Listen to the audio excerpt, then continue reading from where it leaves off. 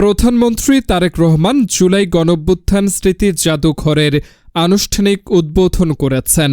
বুধবার সকাল ৯টায় প্রধান অতিথি হিসেবে উপস্থিত থেকে ফলক উন্মোচনের মাধ্যমে জাদুঘরের তিনি উদ্বোধন করেন।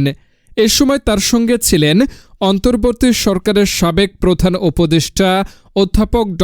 মোহাম্মদ ইউনূস। উদ্বোধন করা হলেও জুলাই গণঅভ্যুত্থান স্মৃতি জাদুঘর জনসাধারণের জন্য আগামী বৃহস্পতিবার ৬ আগস্ট থেকে খুলে দেওয়া হচ্ছে।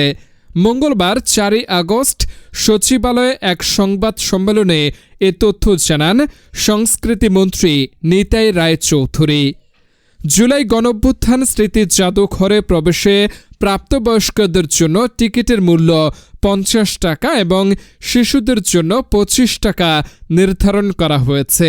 এর জন্য অনলাইনে আবেদন করতে হবে বলেও জানান উপদেষ্টা। বর্তমান বিএনপির সরকারের পক্ষ থেকে অভ্যুত্থানের এবারের বর্ষপূর্তির মধ্যেই জাদুঘরটি উদ্বোধন করা হবে বলে অঙ্গীকার করা হয়েছিল। ২০২৪ সালের জুলাই গণঅভ্যুত্থানে রাস্তায় নেমে এসেছিল ছাত্র জনতা। বিপুল গণরোষের মুখে তৎকালীন প্রধানমন্ত্রী শেখ হাসিনা আন্দোলনের শেষ দিন ৫ আগস্ট দুপুরের দিকে ক্ষমতা ছেড়ে দেশ ত্যাগ করেন। এরপর ক্ষুব্ধ জনতার স্রোত ঢুকে পড়ে শেরেবাংলা নগরে অবস্থিত গণভবনে। তাদের ক্ষোভের জেরে এতদিন কঠোর নিরাপত্তায় সুরক্ষিত থাকা ভবনটির সীমানা প্রাচীর ও ভেতরের অনেক কিছু ধ্বংস হয়।